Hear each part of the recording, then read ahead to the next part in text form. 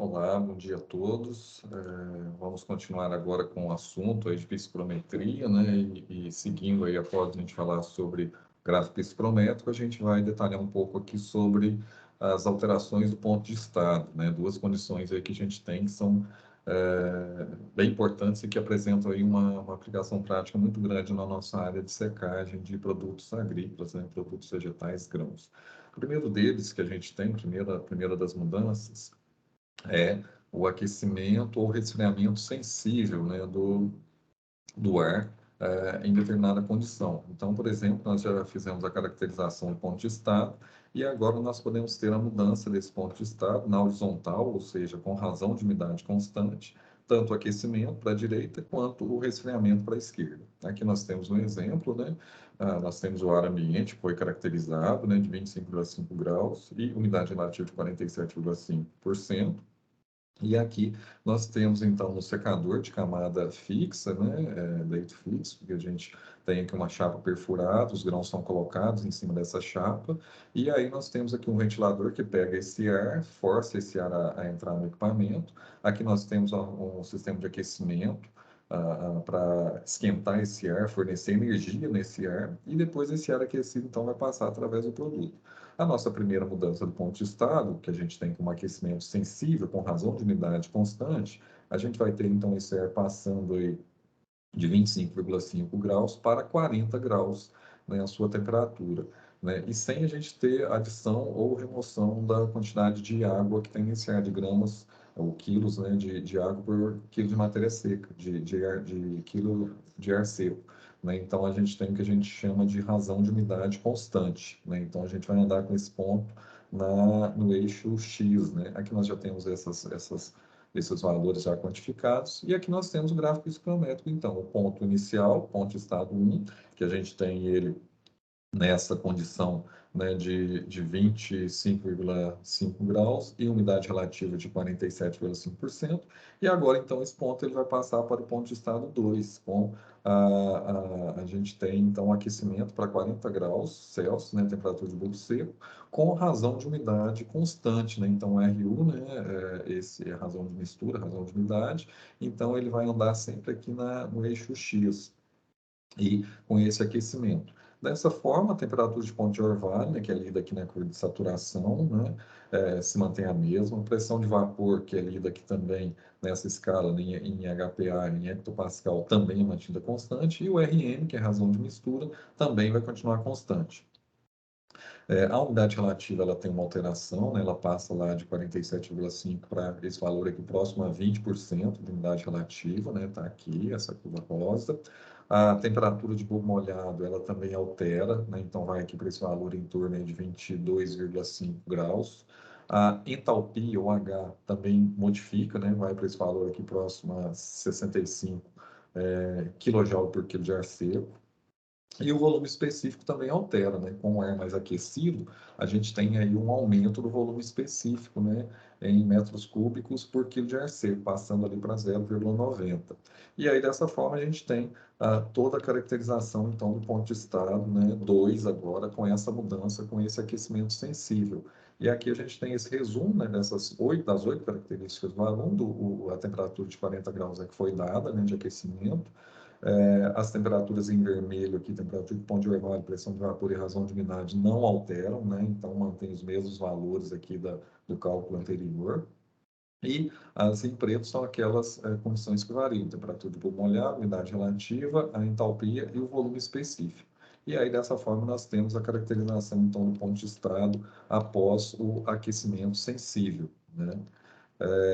E numa outra condição também, uma outra alteração do ponto de estado, seguindo o nosso exemplo aqui do secador de camada fixa, né, nós vamos ter agora uma mudança de ponto de estado que pode ser a secagem com umedecimento ou resfriamento adiabático. Né? Nesse caso aqui agora, nós vamos ter a seguinte condição. Esse ar inicialmente estava aqui ambiente, né, nessa condição 1, passou para essa condição 2, após o aquecimento a 40 graus com aquecimento sensível, né, com razão de umidade constante, e agora esse ar vai entrar em contato com os grãos.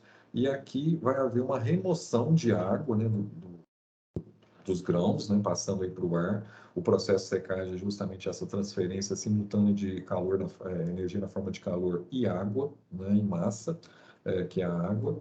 E aqui, no final, a gente vai ter a saída desse ar do secador, que a gente chama de ar de exaustão, com uma umidade relativa de 90%. Então, que agora a gente já tem uma condição diferente dessa aqui, anterior, né, do ponto de estágio 2, onde a gente tem uma adição de água nesse ar. Só que a gente não tem alteração da energia, né? A entalpia, ela se mantém constante, porque a gente, passando aqui do 2 para o 3, a gente não adicionou nem retirou energia desse ar. Então, aqui a gente tem a mudança do ponto de estado sem adicionar calor ou retirar calor, com entalpia constante. Então, esse ar ele vai modificar agora em cima da linha de entalpia, com a entalpia constante. Nesse caso, como é um resfriamento, a gente vai ter a mudança do ponto de estado para a esquerda, com resfriamento, então, desse ar com entalpia constante.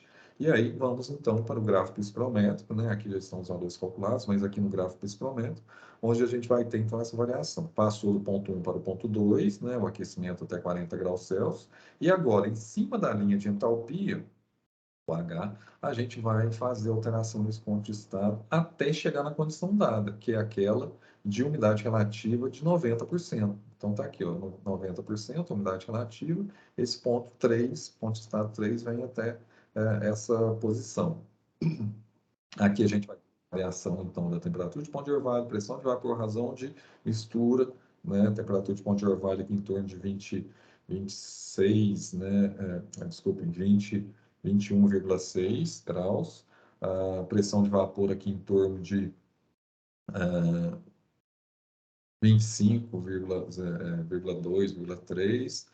A razão de mistura aqui em 0,016 aproximadamente, nesses valores. A temperatura de bulbo seco também altera, vai haver um resfriamento. Então, aqui ela vai reduzir para em torno aí de 23,5 graus Celsius, né?